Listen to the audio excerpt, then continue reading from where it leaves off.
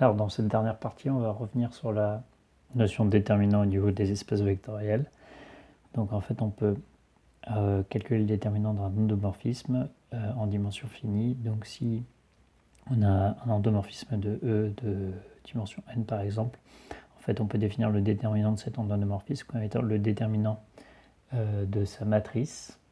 Ce qui revient à dire c'est le déterminant de l'image de la base en fonction de la base en question.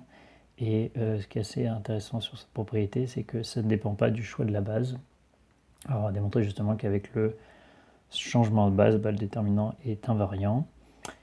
Et voilà, et on en déduit des propriétés. Alors on sait qu'il y a une correspondance entre automorphisme et matrice carrée inversible. Donc en fait on déduit que les automorphismes, c'est uniquement les applications qui ont un déterminant non nul. C'est une conséquence de la propriété précédente sur les matrices carrées. Et que le déterminant de l'application réciproque, c'est 1 sur le déterminant. On a le déterminant de la composée, et on va pouvoir passer par la matrice d'une composée, c'est le produit des matrices, et le déterminant d'un produit, c'est le produit des déterminants. Donc finalement, le déterminant d'une composée, c'est le produit des déterminants. Et enfin, on a une dernière propriété qui traduit vraiment la caractérisation géométrique de qu'est-ce que c'est que le déterminant. Le déterminant, c'est donc un volume. Et donc, si on a une certaine famille f qui présente un certain volume, et si on veut calculer l'image de cette famille et le volume de l'image de cette famille, alors en fait, il y a un facteur agrandissement qui est donné par cette application f. Donc l'application f va par exemple multiplier tous les volumes par 7 ou quelque chose comme ça. Et en fait, c'est entièrement donné par cette proposition-là et le petit a. C'est-à-dire que pour un endomorphisme, l'image d'une famille, c'est simplement le déterminant de f fois le déterminant de la famille. C'est-à-dire que si on part d'un certain volume, c'est forcément multiplié tout le temps par le même facteur. Une fois qu'on transforme la famille, voilà. Et notamment, il y a des applications qui ont un déterminant égal à 1 qui vont être intéressantes. C'est celles qui ne changent pas les distances. Voilà. Et si le déterminant d'une famille est non nul, alors ça veut juste dire que la famille est donc une base de l'espace. Et encore une fois, c'était l'interprétation relativement géométrique qu'on avait au début. Si en dimension 2, on a une surface non nulle, ça veut dire qu'on a deux vecteurs non collinaires et on a une base. Si en dimension 3, on a un volume, c'est-à-dire que les vecteurs ne sont non coplanaires, sinon le volume sera nul, et donc on a bien une base.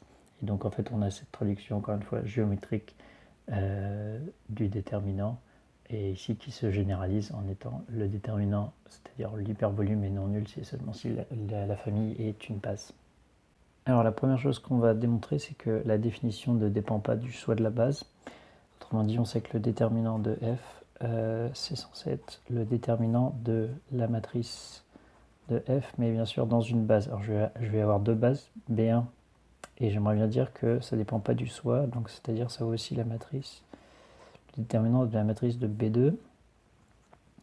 Alors justement, on a vu dans le chapitre précédent qu'il y avait des relations de changement de base qui étaient celle-ci.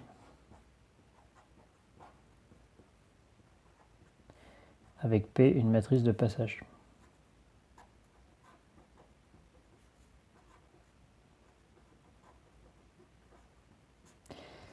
Et donc quand on calcule le déterminant, on sait que le déterminant d'un produit, c'est ce qu'il faut démontrer pour que ça ne dépend pas de la base, c'est que le déterminant d'un produit, c'est le produit des déterminants.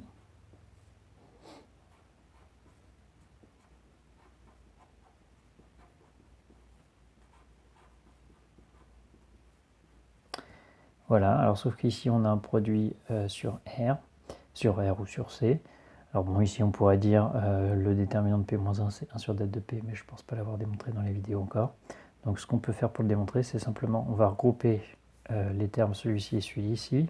Alors autant le produit matriciel ici n'est pas du tout commutatif, autant ici on est sur les scalaires, donc ça commute sans problème. Autrement dit, je peux regrouper le premier et le dernier, et je peux re-rentrer les expressions. Donc ça fait dette de P fois P-1 à l'intérieur, déterminant de maths B de F, donc ici ça commute parce que c'est des nombres. Ici on retrouve déterminant de la matrice identité, et le déterminant de la matrice identité ça vaut 1. Donc finalement on a le déterminant de la matrice de f dans B1 égale le déterminant de la matrice de f dans B2, donc ça ne dépend pas du choix de la base, vu qu'on peut faire un changement de base et obtenir le résultat. Voilà. Alors ensuite, la proposition 3.1, on obtient que det de f est différent de 0 si et seulement si le déterminant de la matrice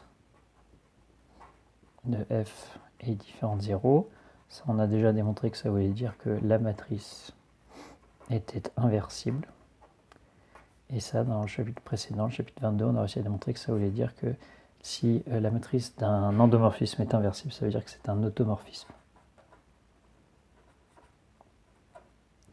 Voilà, et en plus, on sait que f rond f-1 égale... alors là, j'ai presque déjà utilisé l'expression suivante, mais c'est pas grave, je finis. Donc f rond f-1 égale l'identité. Donc quand je passe à la matrice, ça veut dire que la matrice de f dans une base multipliée par la matrice de f-1 dans une base égale à la matrice de l'identité dans une base. La matrice de l'identité, c'est la matrice identité. Et quand j'applique le déterminant là-dessus, on sait que c'est multiplicatif, donc ça nous fait bien que det de f fois det de f-1 égale à 1. Autrement dit, on a bien que det de f-1, c'est 1 sur det de f.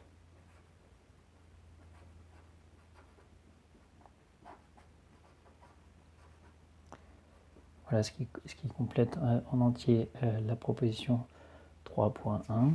Ensuite, la proposition 3.2 est en quelque sorte de la faire dans un cas particulier. Donc la proposition 3.2, c'est le déterminant d'une composée, ça produit des déterminants. Alors en fait, c'est par définition, ça vaut le déterminant de la matrice de la composée dans une base, quelle que soit la base. Ensuite, on sait, d'après le chapitre précédent, que la représentation matricielle en fait transforme les composés en produits. Voilà. Et d'après le théorème précédent, qui est le théorème 2.5, le déterminant d'un produit, c'est le produit des déterminants.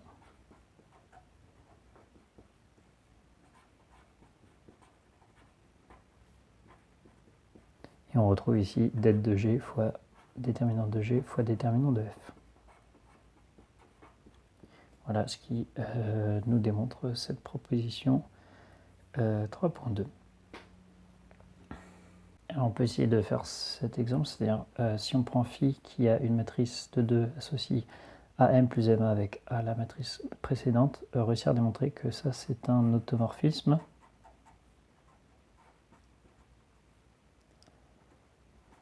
Alors bien sûr, il y a toujours le côté morphisme en premier, c'est-à-dire qu'il faut quand même réussir à démontrer que l'application est linéaire à la main.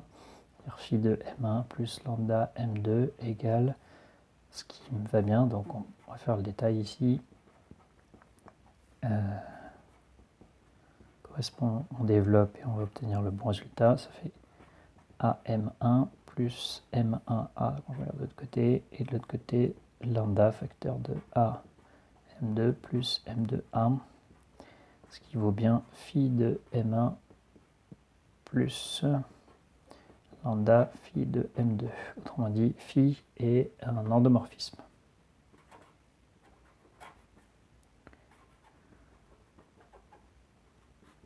Alors après, on peut essayer de calculer donc le déterminant de phi. Pour calculer le déterminant de phi, on aura compris, il faut calculer la matrice de phi. Alors pour calculer la matrice de phi, on va calculer phi de la base canonique. Alors la base canonique, c'est donné par 4 vecteurs qui sont les 4 matrices 1, 0, 0, et puis après on va alterner les 1. Alors qu'est-ce que ça vaut que phi de 1, 0, 0? Alors ça vaut AM, alors ça fait ça. Plus MA.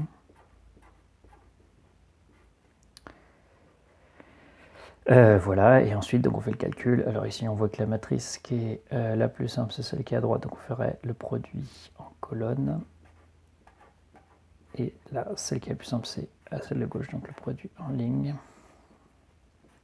2, 1, 1, 0.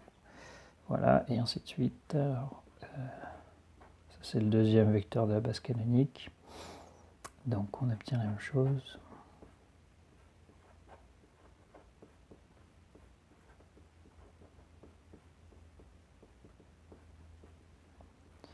Alors donc ici, sauf qu'on va obtenir la première colonne ici,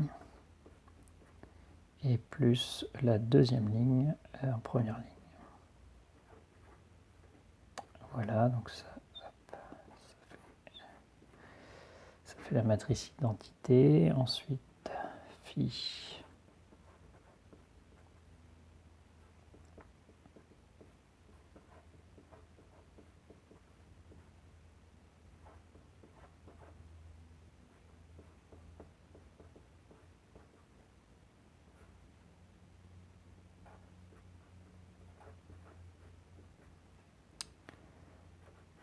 Bon, il faut prendre le temps donc de faire les calculs et on va obtenir le résultat. Donc là aussi, on tombe sur la matrice identité. Et enfin, le dernier, c'est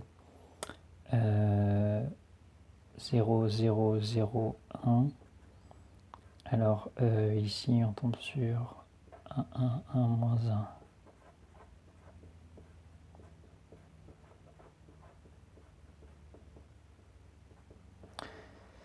Voilà, donc là par colonne, c'est la deuxième colonne, ça devient la deuxième de la matrice A. Et là, c'est la deuxième ligne, c'est la deuxième ligne de la matrice A.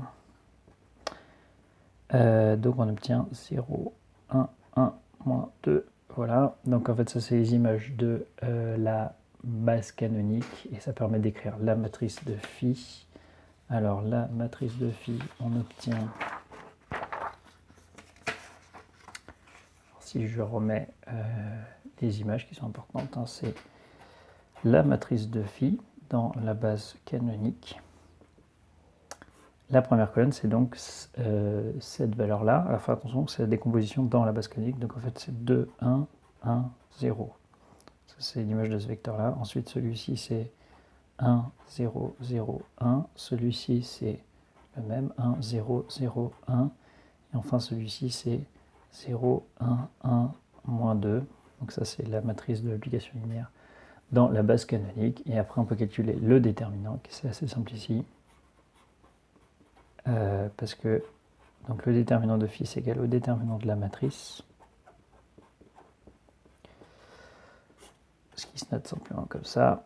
Alors sauf que dans cette matrice, eh ben, vous avez deux lignes identiques ou deux colonnes identiques au choix.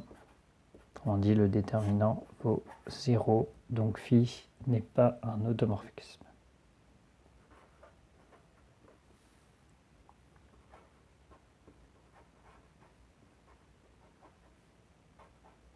Il n'est pas bijectif si on veut.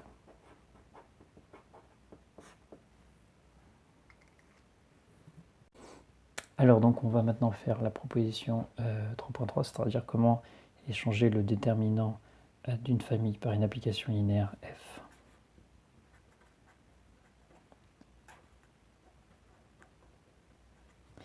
Donc si on a une famille U1, UN, une base comme ça, et f de f, c'est f de U1, etc. jusqu'à f de UN.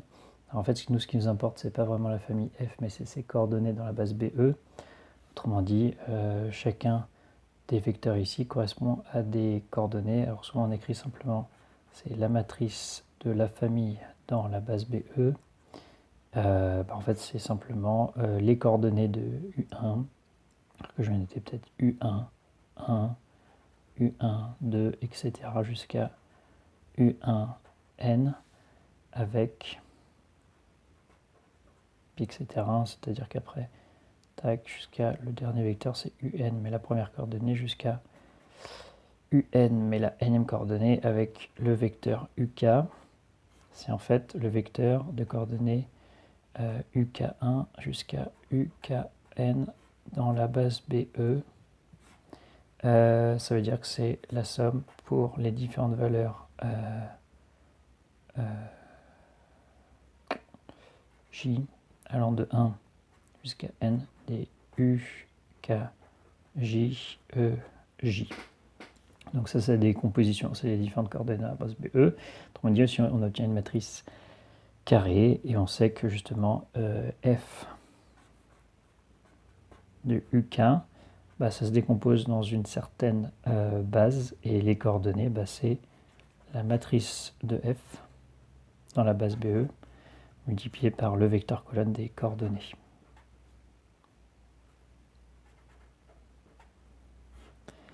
Autrement dit, ça veut dire que la matrice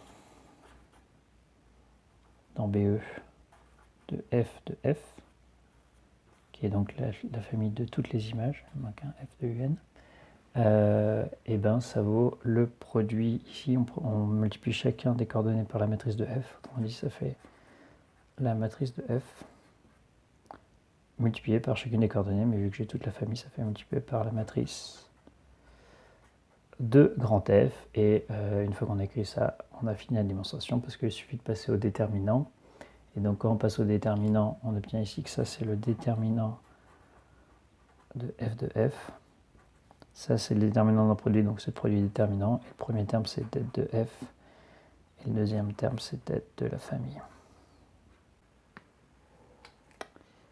Donc enfin on va voir la propriété sur la caractérisation des bases. Donc F, en fait on sait que F est une base de E, si et seulement si le rang de F égale la dimension de E. Ça c'est si et seulement si le rang de la matrice, donc en fait c'est les coordonnées des vecteurs dans une base de E, égale la dimension de E, qui vaut n, on va dire. Autrement dit, c'est si et seulement si la matrice est inversible.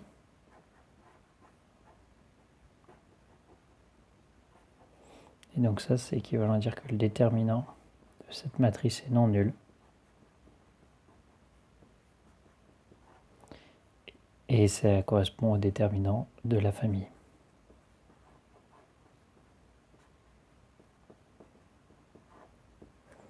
Et donc on obtient notre dernière proposition.